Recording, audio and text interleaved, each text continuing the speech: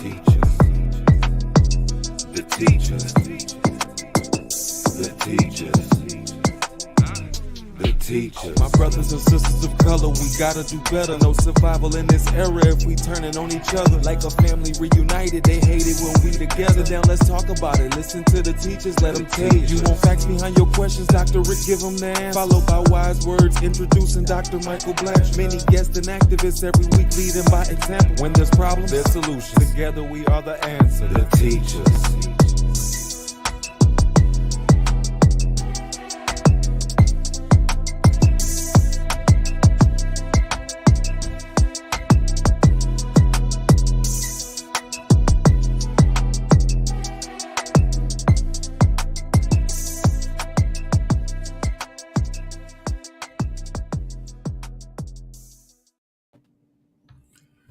All right, hello everybody. Dr. Rick here, dropping in on you. Hope everybody has had a great week.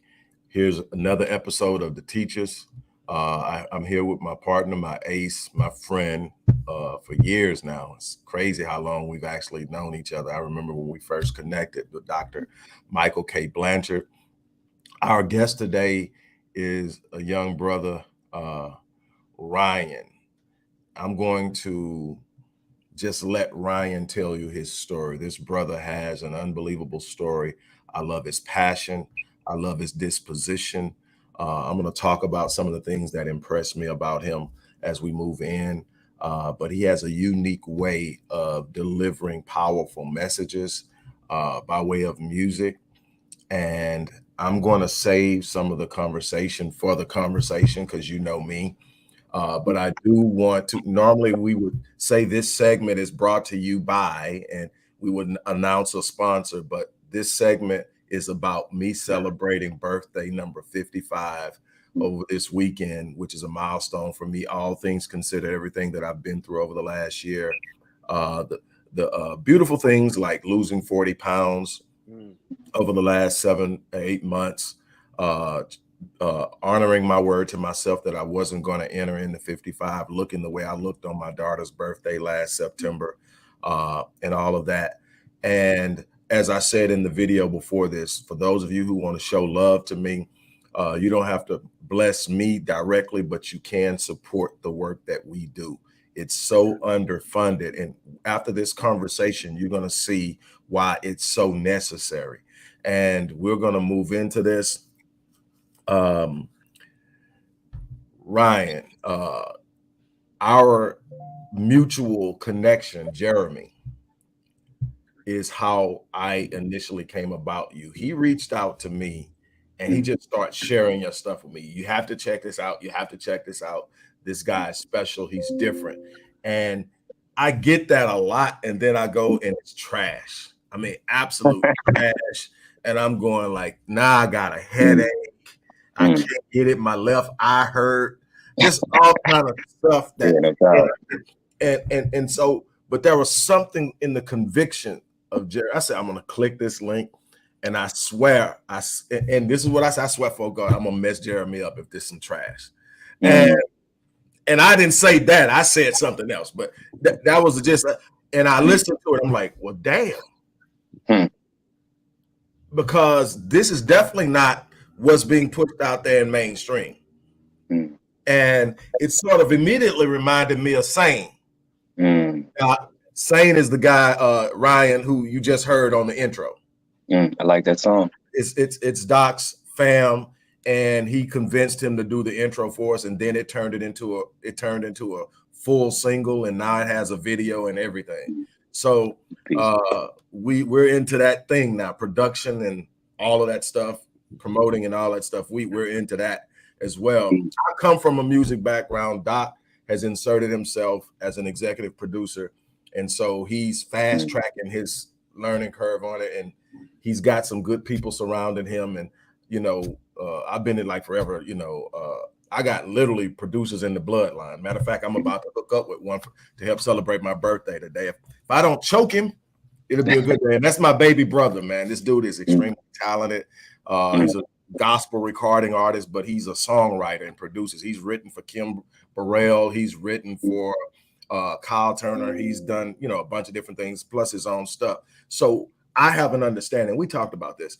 What I want you to do, so you can lay the foundation and we can get through it and we can have this conversation, because I think this conversation has to be had, is I want you to tell people who you are and about your journey and how you got here. Same way you told me. Well, first off, thank you, Dr. Rick. I appreciate you having me on. Dr. Blanchard, it's a joy to meet you, brothers. Likewise. And thank you for the compliments about the music. You know, we live in a time where the appreciation of you know, we use words like positive and negative, like these weird blanket statements, but the reality is like we put these terms in places where they don't belong. So, you know, to have somebody appreciate something that has real positive quality in it and real consciousness in it, like I appreciate it for real. As far as myself, of course, they call me Rian. My artist name is Rian or Deuce. It comes from the fact that, you know, you live different places. You may take on a nickname or two. These have always been the name. I've always liked my first name, and my nickname in the streets is Deuce. So, you know, I just figured, hey, you know, if you know me in the world, if you don't know me, it's the easy way to identify me. I'm right outside of DC, from a town called Dale City. Very small place, very homely. It's the streets though. Very young, running around doing what most Black males do, or a lot of those who are just involved in street life. You know, I got in trouble young, and I began to catch felonies, and I went to prison 2 days before I turned 20. Coincidentally, 2 days before I turned 20, put me at September 11th, 2002, which is a year after to the day that the towers fell. That was the day I got incarcerated. Coincidentally, 1996, it's also the same date Tupac died, well, 2 days later on my birthday. So I share these weird mathematics about who I am in this world, you know, to know that my life could literally fall into the hands of the judicial system a year after the towers fall. And then to know that, you know, as you can see, I have a poster of him on my wall, to know that I was in front of my house on the day that I turned 14, shooting a basketball when my friend Natalie came outside. I was like, oh my God, Rian, Tupac died. And I'm like, what are you talking about? And I was all tears. But to know in the future that I would share these pivotal moments in our history in my own life, like personally. And so, you know, as I say that to simply just lay out, you know, just the oddity of how it all turned out for me. And so, you know, to bring it to a full circle, I took a 15-year journey through the Department of Corrections. From that moment, I didn't see the world again from 2 days before I turned 20 until I was 35 years old. I got out of prison February 12th, 2018. So a large part of what you're hearing in the music, that conviction, not only being convicted of felonies in my real life, but it comes from a real place, you know? And so, and then, you know, to just take it one small step further, it'd be sad to know that in today's current entertainment world, the things that get pushed from our entertainers, knowing that all of the things they push, I was in the space with the people who get in trouble for those things for a long time. I'm talking about brothers who I highly admire and respect, you know, elders who, just like you brothers, who call me right now. And I'm talking about, can tell you the stories of who I was in prison. I never stabbed anybody. I didn't have it. For real, I honestly believe that God was with me every step of the way, to be honest. I'm talking, I got in so little fights the entire time I was there. Like, I honestly had the opportunity to learn, be amongst brothers who appreciated my learning and would allow me to stand in front of them and teach and do this thing that I do right here, and allow me then to perform for them. And in the oddest way, not that I needed it, but made sure that, like, I was safe the entire way through. Like, nah, brother, listen, we know that you're not this, you're this. So listen, you go do this, because we may need you to teach us something later. You good? So, you know, I was honestly blessed in that environment, to make it all the way through unscathed, and then to finally get out into the world and, just do and participate in some of the things I always wanted to participate in, which was just making music and having the opportunity to be in the classroom and speak to the youth about real life things. And so, it's kind of my story. And that is something that I was communicating to Dr. Blanchard was what I found impressive about you and Jeremy, because that's how you guys met. Indeed. Is that you guys, didn't just go through the process and pretend to be something to get through the process. No. You hit the ground and your mindset was, I'm immediately going to make my presence felt so that other people don't take that path. And I'm a huge believer in redemption. I don't believe we have a habit of throwing our people away. You can see it in how quick we jump off of bandwagons when somebody does something that we say, oh my God, and we throw them away. And my thing is, we definitely don't need to promote and advocate or support and condone antisocial behavior by our men or our women. But what we have to watch is they are, and you know who they are when I say they are way worse than we are on any spectrum of moral ineptitude and being morally bereft. That they are. And yet watch what they do when one of theirs step off the plantation. The only time you'll see them throw one away is when they have to sacrifice them in order to stabilize what they have. Other than that, they'll take, just like in this guy, I can't think of his name now because I had to put him out of my head, but the white cat raping the girl on side of the dumpster who gets 90 days because going to prison would totally destroy him and mess up his future. Well, you do that to black men every day. Indeed. So why does his future get to be protected when he's literally violating a woman on the side of a dumpster who's unconscious? Indeed. And he doesn't even serve the full 90 days. Brock Turner, that's his name. Okay, so we know they protect it, and I'm not talking about that type of protection. I'm not saying you go out and you harm a black woman and we cover you. Doc knows that's not my thing. My thing is you harm a black woman, I want to touch you.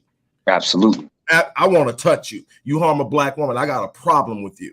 I don't care what the black woman does. She needs to be safe in the presence of black men. Now we need to start leading and teaching and covering and demanding that, okay, if this is what we expect from you, this is what we expect from you, but I'm not finna let nobody harm you. Brother Malcolm said this, that she's the most uncovered, unprotected person on the planet. Indeed. Why? So no, I'm not saying that's what we do. What I'm saying is unless we see something as absolutely incorrigible and it violates this code where we say, if you do this, we literally put you to sleep. Other than that, if we're saying that you're worth living, then we need to make your life worth living. And so we need to demand of you. We need to redeem. So I'm big on redemption. The path that you travel. There's a bunch of us out there. There's a bunch of people out there that needed to be where you were and just didn't get caught. I agree 1,000%. Okay, so that's that. It's a bunch of people doing stuff that are far more devastating than what you did to get there to do 15. That's never seen the inside of a jail cell. I believe in redemption. The road you travel to get to it is different for everybody. It's what you do when the opportunity is sitting in front of you. Do you embrace it? Do you walk into it? Do you live it? I'm living a life of redemption. So I appreciate it when I see it. And so my thing is what you're doing is so necessary. And I connect with it because I deal with young black males too. But being in the classroom, sharing your story, teaching, and having the opportunity to do it. Because think about it. The narrative in the world and society is that you're a throwaway. You have the word convict in front of your name. And yet here you are being embraced by the society that should have threw you away based on the narrative. But the thing is, you had to step into it. And I know Doc has his own unique approach in seeing about us as Black men. And we are real close and connected in how we move. That's why we've been friends for so long. But we've also been friends because we're able to not be on the same page and still have mad love for one another. It's the beauty of, I don't have to agree with everything you say. I'm not a clone of you, but we jive because we're on the same page on the things that matter to us the most. Absolutely. And so, Doc, just listening to that story and understanding, I think you're in Denver now, though. You're not in DC. Yes, sir. Yes, okay. sir. So, Doc, when you hear that story, what's the first thing that comes to mind? And I'm gonna give you the context so you don't have to search hard. Tommy J. Curry, T. Hassan Johnson, the man not, and now you take it from there. I mean, I'm looking at, I'm thinking about student persistence, which is part of professional development, personal development. That's what I'm thinking about when I hear his story. What types of barriers did Rian have? What types of support systems did he have when he got out? You said you were in 15 years, correct? Yes, so sir. A lot changed in the world. So I'm interested to hear from you. How were you embraced in the community? We call them wraparound services. Those are the things that we put in place for people to become successful in education, successful in life, coaching, all that type of stuff.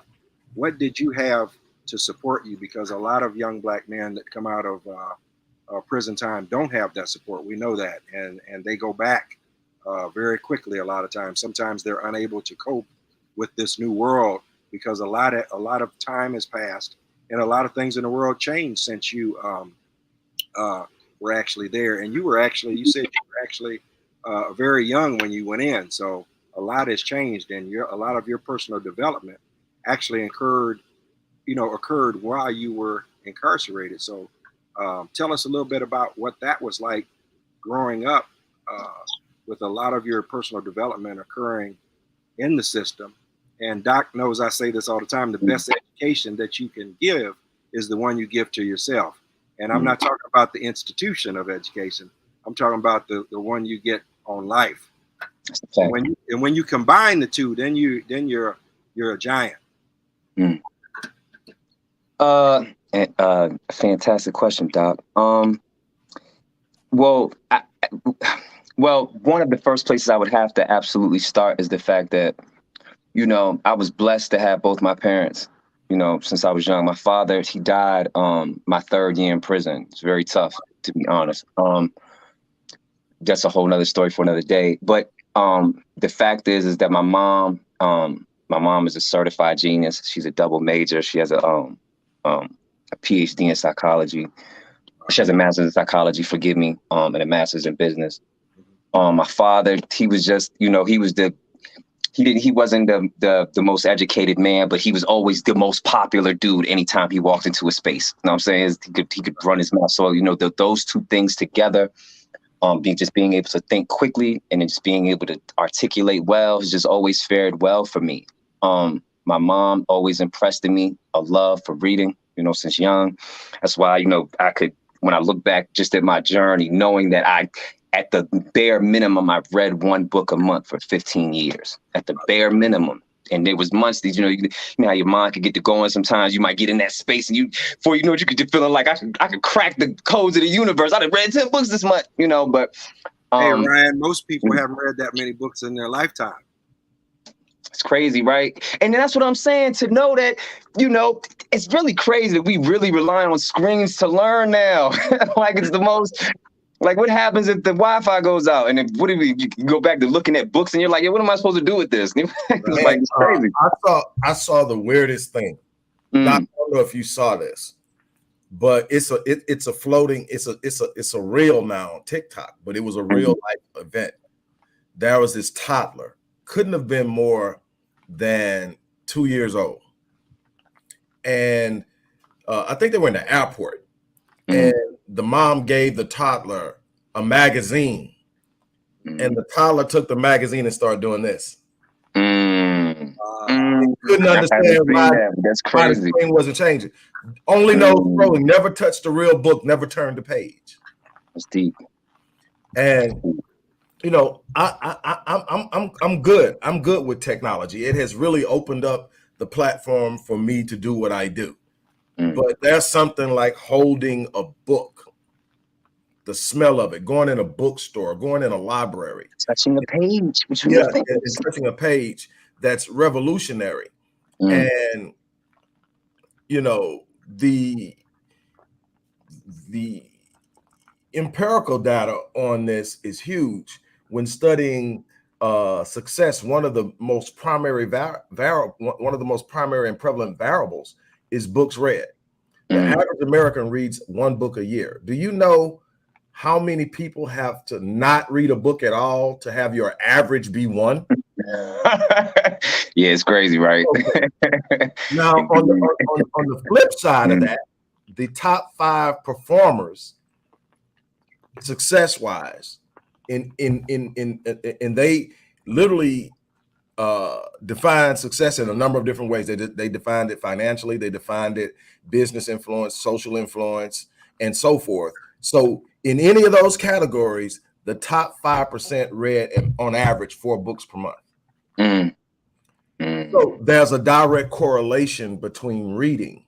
Well, and then there's another study that shows that when we start talking about energy and vibration, which everybody talks about and very few people understand, is that literally your thoughts and your state of being emits energy and can be measured on the Hertz scale.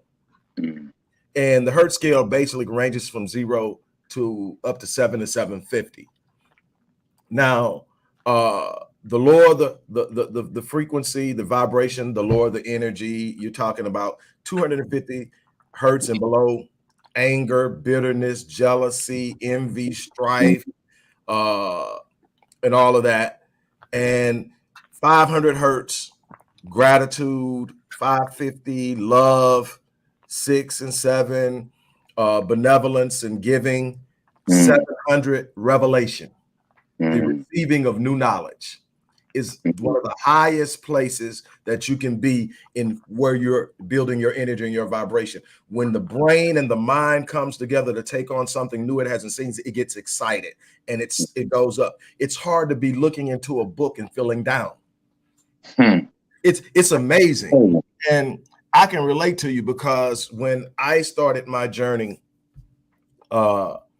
to become more spiritually grounded, I was in seminary. So I was going for my first doctorate, which was in theology. And I'm there and I'm studying about Charles Wesley because Charles Wesley is the father of the Methodist movement. He's known as the great revivalist. He existed in the early 1800s, late 1700s, early 1800s, and he was a Methodist by nature. And so the church became known as the Methodist Church because he used methodology to move everything and make things. He was systematic in how he moved. Well, there's a part about John Wesley when you're studying the man where he's determining that he needs to elevate his level of faith and his thinking. And he's having this ongoing debate with John Whitefield, who is in the US and Wesley is in the UK. And they're having these exchange of letters, which obviously takes a lot of time because we're talking 1800s. So it's got to get on a ship and come all the way over. But they're having this debate about the doctrine of election. Not going to get into the depth of it, but Whitefield was a Calvinist and Wesley was Arminianist.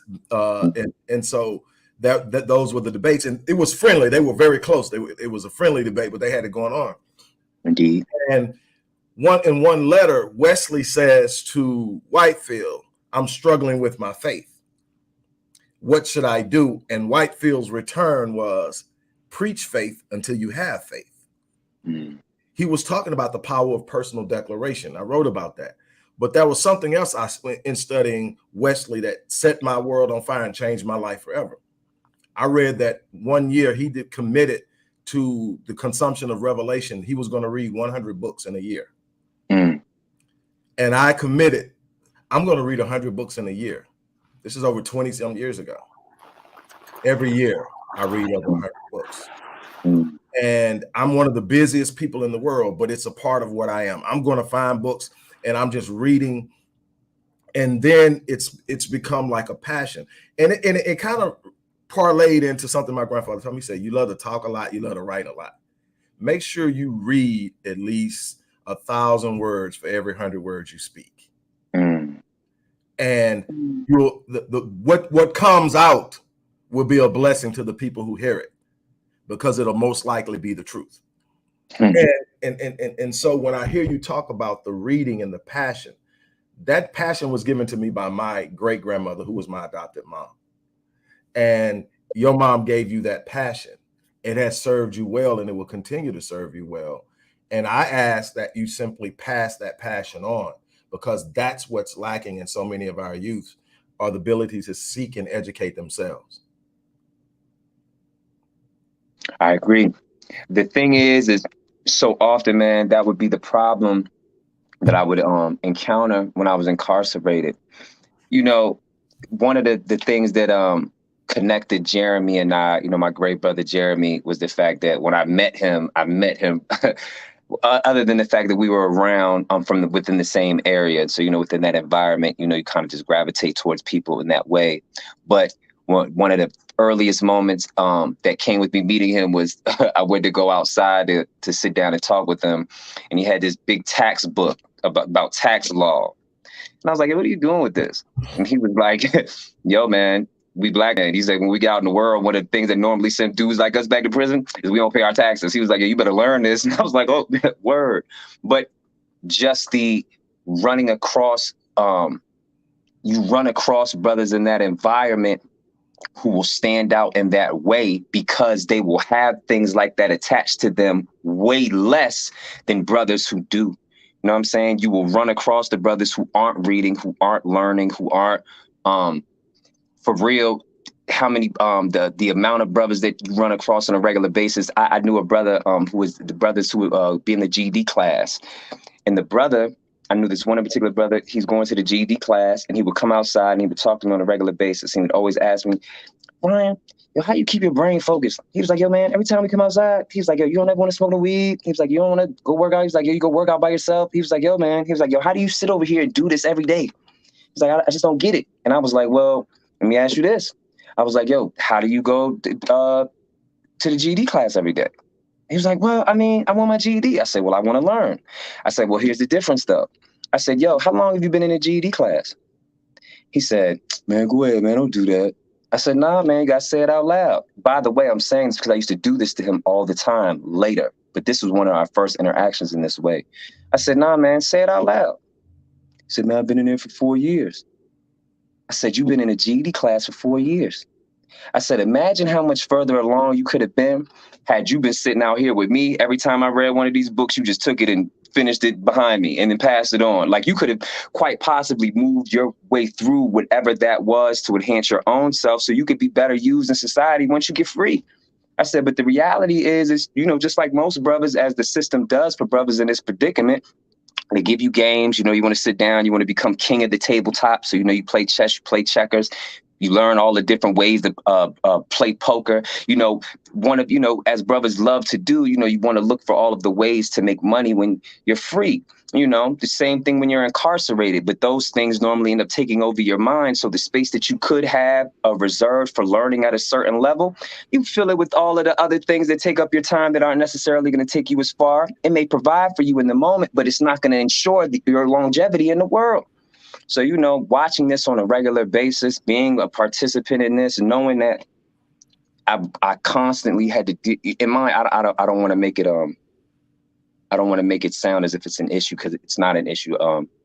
But I constantly had to deal with the fact that I knew brothers who relied on me to learn, because through me learning ensured that they would learn, because, I talk a lot, what I'm saying? So all I have to do is be amongst my own, what I'm saying? And I'm going to turn that switch on and I'm going to pour it out, and I'm going to make sure, listen, man, and when you finish, man, do me a favor, pull up your phone that you want to be on all the time and go Google what I'm saying. And if you ain't got time for that, or you do have a little bit extra time at your disposal, go to the library, go read this, such and such and such and such.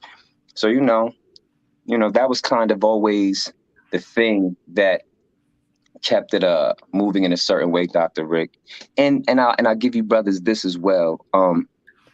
One of the things that is very prevalent in the Department of Corrections is the fact that everybody wants to stay connected to their family. You know, and then they make it so hard for you to stay connected to your family. I've been lucky enough that I'm current. My wife is upstairs right now. My daughters are upstairs right now. I've been with my wife since we were 16 years old.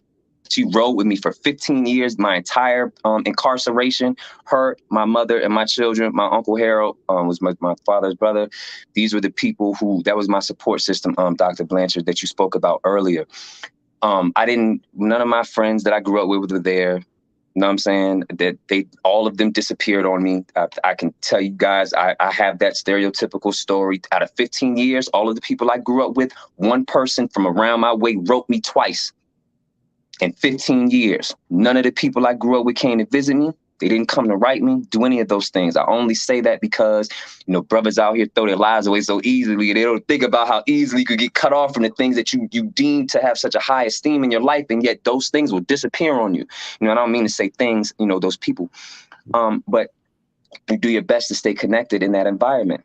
And so one of the things that I learned was important in that environment right around 2010, 2011 is the amount of money brothers were spending on having cell phones in that environment. Because, you know, collect calls anywhere from $1 to $10, depending on where you live in society.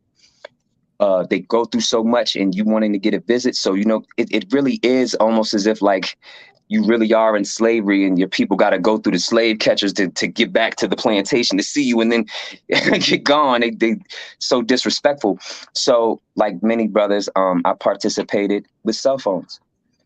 What was so sad was when I finally had access to a cell phone from around 2010 to my exit in the Department of Corrections, was how many brothers really wanted them simply so they could lay in their cells and hide from the police and simply talk and text.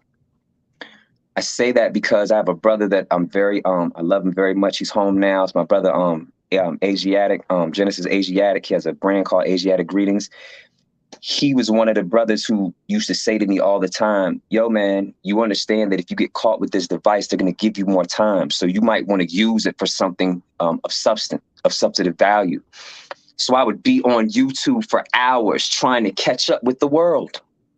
Like when I finally had the opportunity, like I could pull myself out of, you know, many of the different things I would read. You know, I love Dr. Amos Wilson. I love Dr. Yosef Ben-Yakinen, and I love Elijah Muhammad. He's like some of my favorite people to read, right? So when I finally got a chance to go on YouTube and look at their lectures, great. I'm talking about it was like one of the greatest gifts I could ever have, you know, to read their words on the paper and then look at their lectures, but then to know that this is how I was using my time with this device, that if I get caught with it, I could get in trouble. And yet brothers would lay around and really wanted to talk and text. I simply said to say this, to bring it to a close. My love of learning extended so far in every capacity from, you know, my youth, even while I was in the Department of Corrections, so much so that I was willing to take that device that was meant to be a connecting thing between my family and I, so I could just talk to them. And even in having that, I wanted to just learn more. I wanted to ensure that as a Black man that was getting out of Department of Corrections, I wasn't just out here taking up, you know, space. I wasn't just another stereotype. Even, you know, I'm just not just another statistic, even though I am all of those things currently and perpetually, but just wanting to be more than that. I mean, there's so much there to unpack, man. Again, I'm brimming over with pride as if I know you, because I do. You're a Black man. Indeed. And I Thank think that there's, to me, no greater identity as a Black man than being a Black man. And something that you touched on that Doc will definitely co-sign, that I'm probably the most passionate about, is people will sit up and look and see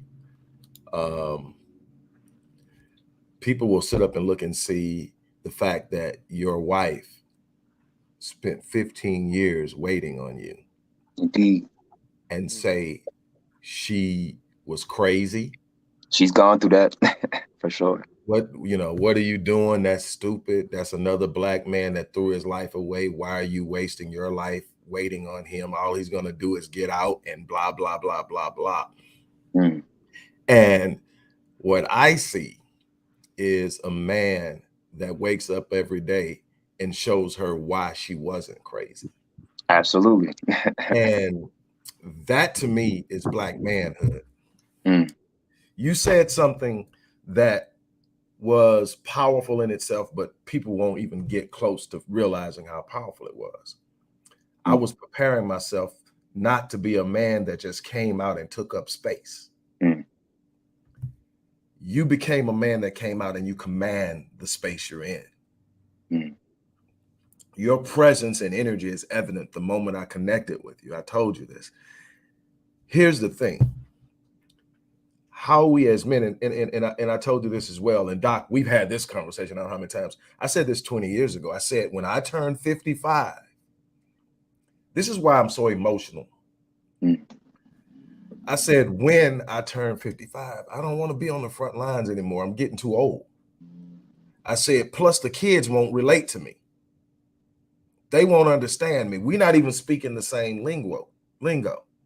I said, we've got to do something different than the men before us did. The men before us were so power hungry because black men don't experience power. All you got to do is look in the black church. You got 80-year-old pastors that won't pass the baton because that's the only power they've ever experienced. You're touching on something right now. Mm. And what happens is you got all this young energy, talent, skill, reach, charisma, and power that's being wasted because you won't pass the baton, because you won't groom, because you won't prepare. And I told you, Doc, I said, I'm looking for brothers that I can pass the baton to. I can step back and become the voice of wisdom and watch them take it further than I can take. I can't run as fast as I used to. Mm. My mind don't work the same way it used to. But we need brothers that we can trust, that if I give you this baton, you're not going to fumble it. That I can literally sit back and leave this place knowing brothers like you are here. Mm. So that's why it's emotional for me, because it's what I fought for. And now I'm looking at it and it's like, wow. Because there's some times I'm sitting up and I'm going, we're in trouble. We are in trouble, Doc. How many times we said these cats just don't get it? When I told you about how respectful he is, this isn't a 12-year-old. This isn't a 19-year-old. This is a grown man. And I said, but the level of reverence he gave me when we first engaged told me that there was something about him, that he studied Elijah Muhammad, that he studied Amos Wilson. So, man, I applaud you. Mm. I really do. Doc, you have anything you want to add? I agree with you. I mean, we've done a very poor job as a Black collective of not only passing the time, but even preparing those under us. We kind of skipped a generation. Generation X, in which Doc and I are part of, the civil rights generation never really passed anything to us. They pretty much die in their leadership positions or wherever they're at. And Doc and I are still, I'm 56, he'll be 55. We still got our hand, we on the track with the hand out like the track star. And it's too late to pass it on to us. We got to pass it on to you. So I hope that, Doc and I do what we can to professionally develop young men and women to pass that baton on. But collectively, we're not doing near about as enough as we need to. I wanted to ask you, I see a couple of pictures in the back also of Elijah Muhammad, Farrakhan, some of the other people. Who were some of the influences? I know you said your mom and dad, and I know some of the brothers that you were incarcerated with, but who are some of the leaders that you respect, maybe of yesteryear? Today, I see Elijah Muhammad, Farrakhan. I can't make out the other. I see Malcolm. It looks like France. Is that France Fanon back there? No, not for Wretched of Earth author. No. Okay. This is Kwame Nkrumah, Nelson Mandela, Barack Obama. By the way, my mother got me this for my 39th birthday. No, my 38th birthday. That's Frederick Douglass, Marcus Garvey, Malcolm X. So who influenced you from a personal development standpoint, and then also who influenced your music, the genre of music, if you fit into a particular genre? Well, as far as my influences, I mean, it's crazy even to know that I got into the streets and I did things against my own that, you know, if dissected, could be proven that at that time I didn't care about my own. But I always loved the talkers. Like yo, man, I've always loved Malcolm, like for real. I remember seeing Dr. Amos Wilson or PBS when I was very young on a local TV station around our way. They show those he used to have these long lectures, man. He be talking about black psychology and mind. I didn't understand any of it. I just like the way he talked for real, if I'm honest. It was the same thing with I remember I was very young. There was a TV show. It was in the generation of you brothers. It was in the 70s. Tony Brown's Journal? No, I think it was called Firing Line or Crossing Line or something along those lines. I know it was Crossfire. That may have been it. He was a white gentleman. Yeah, he used to interview different people, right? And I remember that I seen it. I was very young. It was early '90s. It was a clip. And I've seen it since I was an adult as well. But it was the reason I watched it as an adult again. It was a clip of Jesse Jackson. And it was the way he introduced him. The most prolific speaker of the 70s and something. And I remember, you know, at the time, you know, there was things about Jesse Jackson on TV. Little stuff about him. I can't get into all those in particular, but I just remember it. And I remember saying to myself, damn, he really can talk really good. And I always admired it, you know, and so it was just one of those things as I got older that I just appreciated the people who had high levels of intellect, but they could shoot it out. Like in that way that almost looked as if like, yo, he might be reading for something, but you don't see nothing in front of him. You know what I'm saying? Like I always wanted my mind to work in that same way. And so when we get to the musical influences, it was the same with him. Mm-hmm. It was the same with Tupac. It was that same fire, you know, to hear somebody whose mind could be working in real time at the speed that it's working at, and then to see the magnetism of it, you know, amongst the people, like how it works.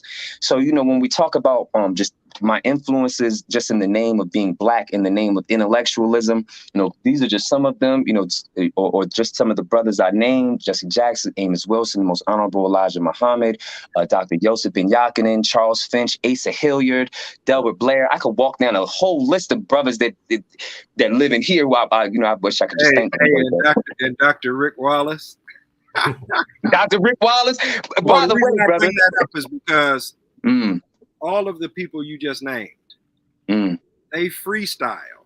When I say freestyle, I'm talking about as a scholar. There's no teleprompter. Same way with Dr. Wallace. There's no teleprompter.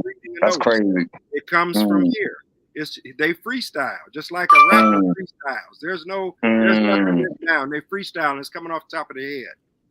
And it's amazing how many names he named that influenced me. I was just talking yesterday. Like I said, I did a segment with a fellow psychologist who owns and runs Wellspring here in Houston. And he has a podcast studio. He does a podcast called Admit One, My Reality. And he said, man, we need you as a featured expert because the way you talk about the human mind, I've never heard it before.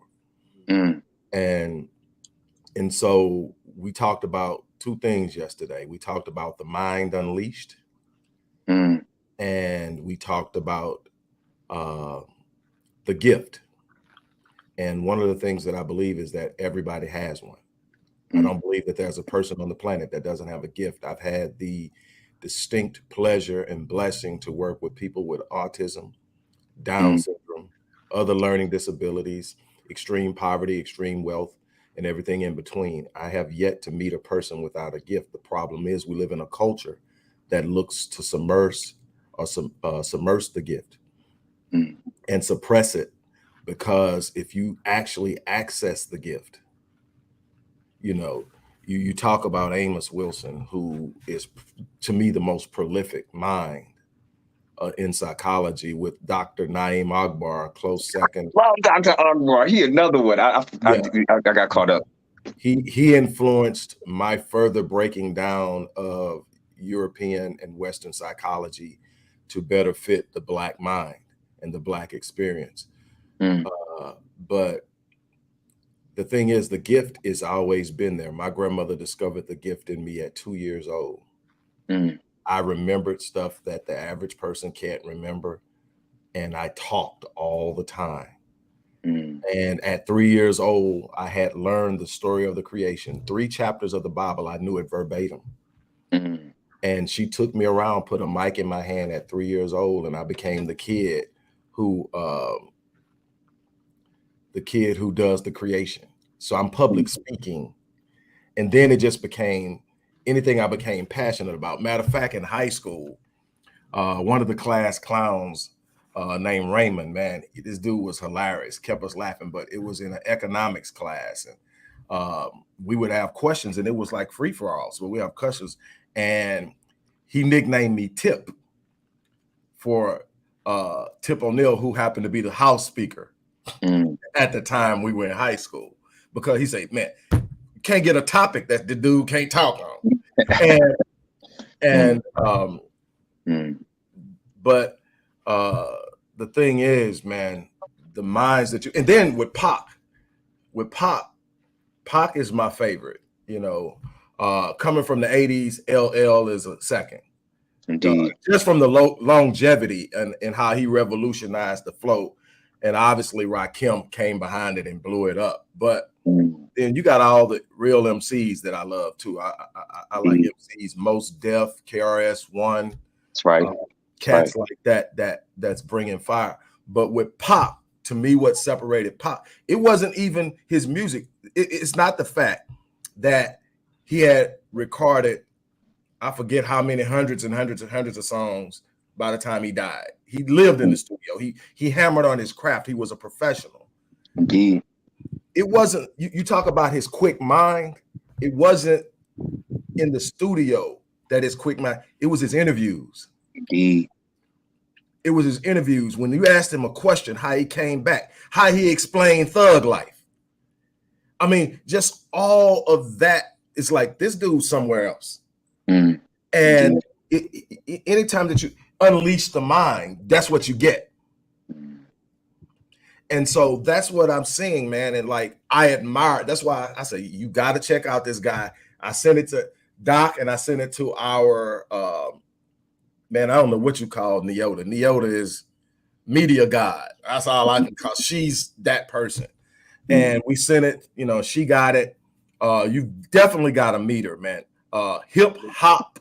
You can't talk hip hop and miss her. Yeah, hip hop encyclopedia. Yep. You can't talk and miss her. And you're not going to talk politics and miss her either. And she was syndicating my content at least a year or so before I even know she was doing it. She just took it, believed in it, and got behind it. She's doing unbelievable stuff for this platform. Nobody asked her to do it. She saw it and saw the need of it, and she just does it. This kind of person is the type of people that take us places. You're that person too. Thank you, Doc. You're that person too, man. So what I'm going to leave you with is this. There's going to always be obstacles. Life is going to happen. You don't stop. Your gift, this is one of the hardest things that I've had to explain to people. Your gift does not exempt you from life. It does not exempt you from challenge. It does not exempt you from loss. It does not exempt you from the process. But what it does is it guarantees that you're built for it. It guarantees that you can handle it. It guarantees that absolutely nothing can stand in your way. But you're going to have to persevere. You're going to have to push. And here's something man to man that I'm going to give you. And we're going to talk. Me and you, we're going to talk. And I know Doc is going to be there and whatever. You're going to have us as a resource. But let me tell you something. This is man to man, because there's some other brothers out there like you that don't feel like anybody's hearing them that needs to hear this. Make your number one priority waking up in the morning and making sure that your wife never regrets holding you down. Mm. And I don't mean that just in don't cheat on her, don't be mean to her. I mean, let her see you rise. See, so where in her heart, if she even never says it, I'm telling you, I know women because I've studied them. In her heart, she's sitting up every time you do something exceptional. She's thinking, now, what the hell y'all think about it now? Sure. How Sure. stupid am I now? Mm. And that is it. You know, don't ever let her, because that's your queen. Indeed. That's a part of you. You're not separate. You're connected. Don't and guard that door. Mm. Because the one way that the negative energy, call it the enemy, call it whatever you want to call it, the adversary, whatever, the one way that he can stop you is by destroying what you love the most. Mm. He's going to try to distract you. You're too sharp for that. He's going to try to destroy you. You're too strong for that. So next, he's going to disrupt. Be careful. Guard your door. Indeed. Doc, anything you want to give him? Yeah, I want to just say that he strikes me as similar to you, Doc, just in a different way. When I met Dr. Wallace, one of the things he was doing was he was not just talking about grassroots problem solving. He was actually working with people in the community. You know, a lot of people have all the answers when they're online, right? But how many people are they actually working with in real life? And so we have to balance. What I'm saying is, as an artist and even as him, a scholar, I tell him all the time, he could be making a lot of money if he had more entertainment content, if you understand what I'm saying. Same way with you. If you followed a different genre of music, you know, if you weren't as grassroots as you are, if you were more leaning toward the entertainment side of music, you could probably get to where you want to be faster. But then at what cost?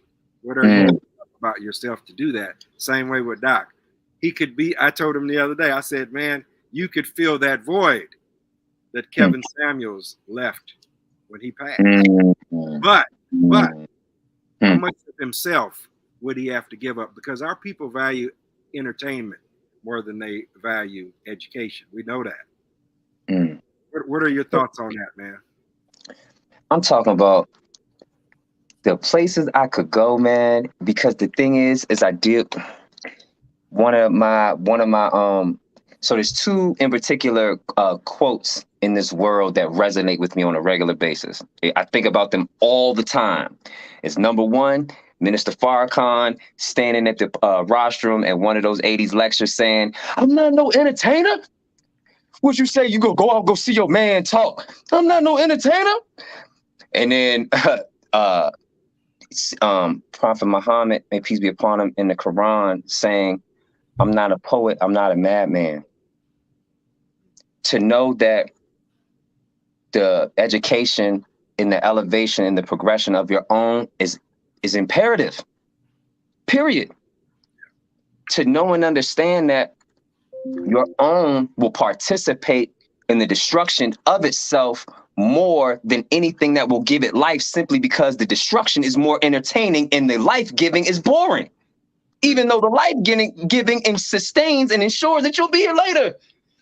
You know what I'm saying? So it's like, it really is funny, you know, we use terms like, oh, laughing to the bank. Yeah, well, party into the grave too. You know what I'm saying? So, you know, knowing and understand, like, I really hate it for real. You know what I'm saying? Like, for real, I've been blessed, man. God has blessed me I can run my mouth. I'm talking about creatively. There's not a whole lot of spaces that I can't reside in. Like, if I decide I'm going to do it, I can go do it. Like, and I get praise every step of the way. Oh, thank you. Thank you. Get me through. Yes. You know what I'm saying? But at the same time, knowing that, matter of fact, in order to make my point, I don't want to wrap you brothers up, but just very quickly.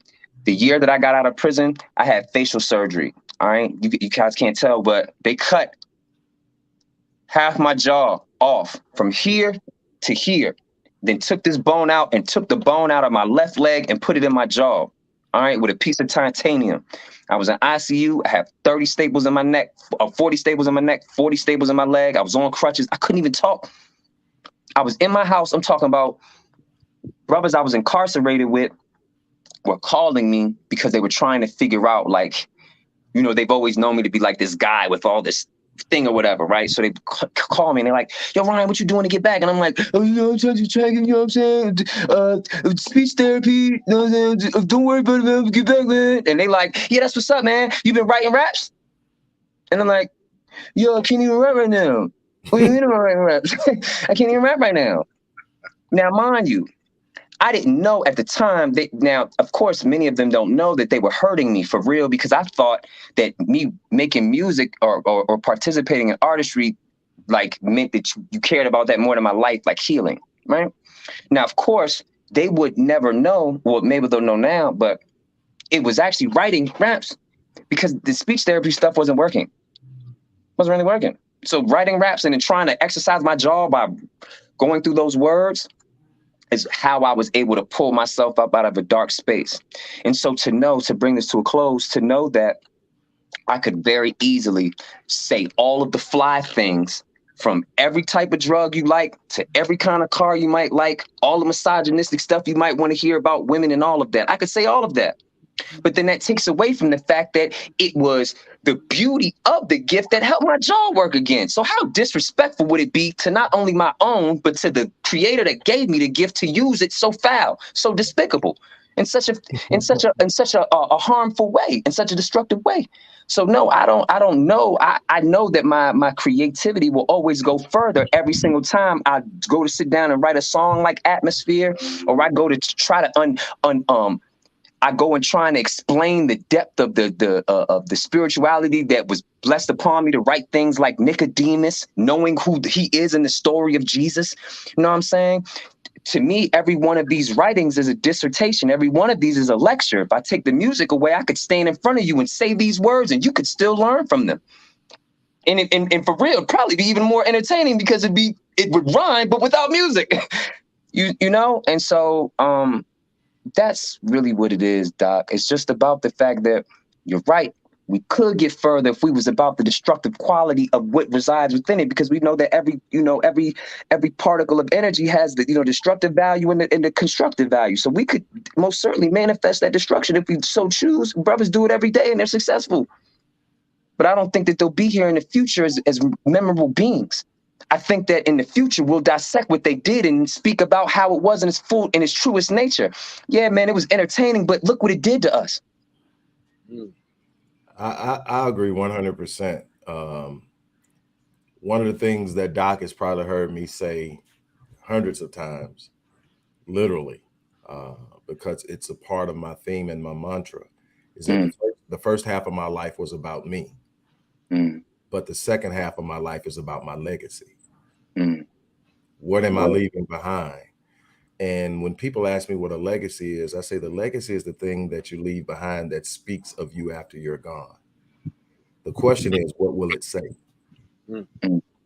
What will your legacy say? Will it say that you manipulated people? Will it say that you exploited your people? Will it say that you failed our people? Will it say that you destroyed women?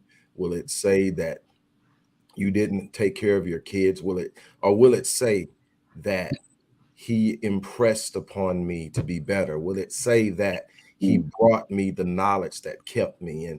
And Doc, you saw I shared this on Facebook about a week or so ago, where a woman, and I shared this in a video I just did earlier, but a woman, I had posted something, and it was real simple. It says that while I appreciate the approval and praise and thankfulness of people about who I am, it's not necessary for me to be who I am. And underneath that, a woman chimes in and she says, I need you to know that 6 years ago, I lost my husband of 26 years. And I was so devastated because my marriage was all I knew, that I couldn't find a reason to wake up in the morning, and I was ready to give up until I came across your channel. You taught me to see life differently. You taught me to hope for tomorrow. You taught me this and all of these things. You gave me a reason to live. I'm here because of you. And through me becoming whole and healed again, I found new love. I met a man a year ago who loves me, and we're married now. And then another person comes in on the same thread and says, 2 years ago, I was going to kill myself. And somebody shared a link to one of your videos. And that's the legacy. Life is bigger than you. Your purpose is so much bigger than you. And your thing is the short-lived victory of exploiting your people to get a win won't speak well of you after it's gone. Your children will have to wrestle with that negative. Your progeny, your children, their grandchildren will have to wrestle with the negative impression that you left behind because they're associated with your name. I want my kids, and I know you want your kids, and I know Doc, we were having a conversation before he got on about the legacy we want to leave our kids. Is I know now because of that legacy. I think about the doors that are open for Malcolm's daughter, who is doing all kind of crazy stuff right now, and the King children. They're riding the legacy of Pops. Indeed. Okay, that's the power of what you have. Not just, it says, the book of Proverbs says that a wise man leaves an inheritance for his children's children. Now, the natural interpretation that is to automatically assume or postulate that we're talking about financial and material wealth, and we are, but it's so much deeper than that. To me, the greatest inheritance a man can leave his progeny is his legacy. Who was he when he was here? You know how many times I wake up weak and beaten and I step into the legacy that my pops left me? That's power. And that's what we have as Black men, the ability to lead, but we can't fall into that trap of sitting up there and believing we got to move in the way of social norm and social culture that says it's okay to disrespect our women because they're not behaving the way we want them to behave. It's okay to be violent towards our women because they're not behaving the way we want them to behave. Well, I'm going to tell you something. Whether you recognize it or not, the entire world is judging you as men based on how you handle your women. Matter of fact, your very character is being assessed by the countenance of your wife. When you're not around and your name is mentioned, what can I see in the eyes of your wife? So let people fool you into believing you can handle a woman any kind of way and you're going to be respected in this world. Yeah, by other fools. Indeed. But the people who are going to have the power to let you in or out are looking at you. If you would do that to your woman, what would you do to me?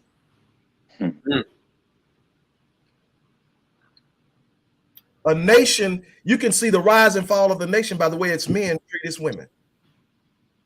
Period. You can say what you want. You can be all in your feeling. The moment that a woman has enough power to break you, there's a problem with you. Because I'm telling you that everybody's not in a good space right now. We've been breaking each other for so long that you're not going to walk into a healthy whole situation. Not in this world. So you're going to have to be willing to work through some things. You're going to have to be willing to put through some things. You're going to have to be willing to take some chances. And you're probably going to get slapped around some. But what you can't become is the man who hates women. I refuse to be that, brother. And that's going to be a lot of places where we're going to be determined how well we do. Love your woman. Love yourself. Lift your brothers. You can't do it by yourself. You're not in, despite what the narrative is telling you, you're not in competition with no other Black man. Your only competition is with the better version of yourself. That's it. The only person I compete against is that person that I know is better than me. Somebody asked me this and then I'm done. And Doc, you can close it out.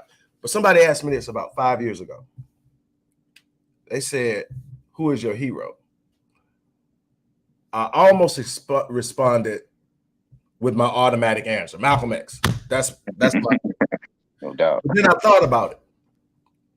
And I paused, which doesn't happen with me a lot. I normally have an answer. I paused because for the first time I thought, what would I really want in a hero? Then it flipped from Malcolm to my pops. I said, wait a minute.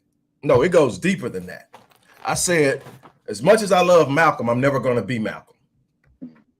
I said, much as I admire my pops, I'm never going to be my pops. So who is my hero?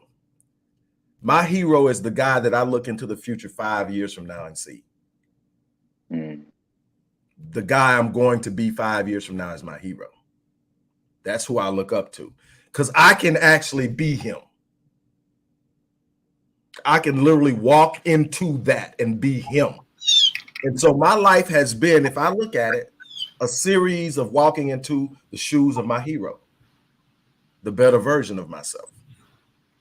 So see that, and nobody can stop you, because nobody can be you like you.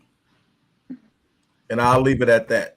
Doc, anything before we close? Nobody can close out like Dr. Wallace. Ryan, I want to thank you for joining us today, man. It's been a blessing to hear your story, man. I'm definitely going to be a resource to you. Dr. Wallace can give you my number. I look forward to working with you in the future, man. If you need anything, we're here. Like he said, we both have some experience with music and industry, and if you're interested in doing a video for your latest single, I'm here. I got people for that too, man. I'm sure you do. But I'm here as a resource if you need, man. It's been a blessing to have you, and we definitely got to have you back on again sometime. Yes, sir. I appreciate you, brothers, for even having me, and I appreciate it. Most certainly I will be reaching out to you. I appreciate the opportunity. Thank you. All right. Well, on that note, everybody want to thank you for dropping in on another episode of The Teachers. We want to thank Ryan again, Ryan McNeil, for stopping in. He is a blessing, and we are definitely going to have him back so that we can explore deeper into the things that he's actually doing in the community that we think are imperative. So once again, we're going to bounce out of here with our theme song.